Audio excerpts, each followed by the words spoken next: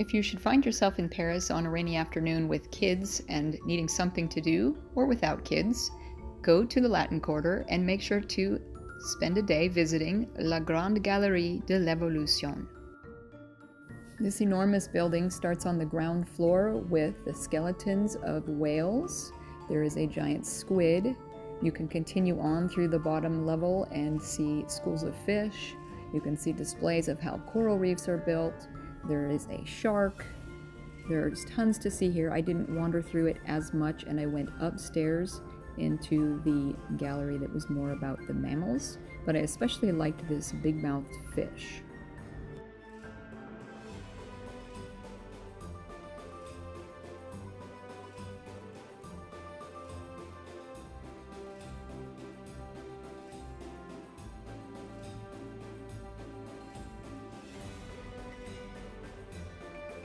As you continue up to the second level, this is the land animal exhibit, and it's an incredible display of life-sized animals sort of parading through the room. And the room is laid out with a walkway around it and through it, so you can get up close to each of these. And it was a terrific place to have kids come and visit and see all these animals up close.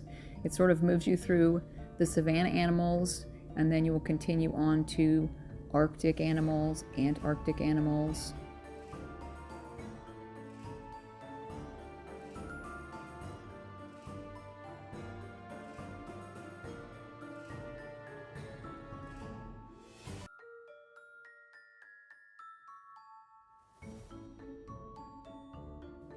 It also continues on to Saharan animals, and there is an excellent camel you can see up close.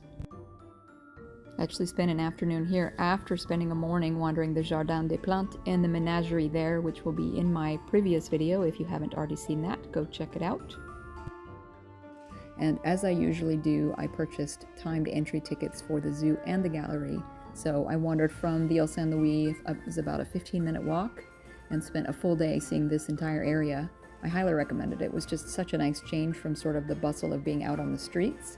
It was a rainy day, so this was just a really great way to spend it. And what a fun exhibit this was to walk through.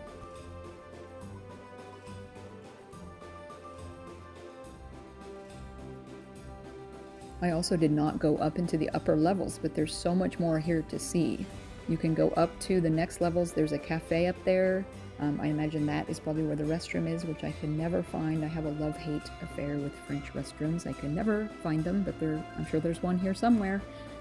So up above is a cafe, as well as whole exhibits dedicated to threatened species, extinct species. There are some interactive experiences to try out, which sort of bring the extinct species to life. So again, a super fun day to probably spend with kids, diving into some of these interactive things to do and things to see.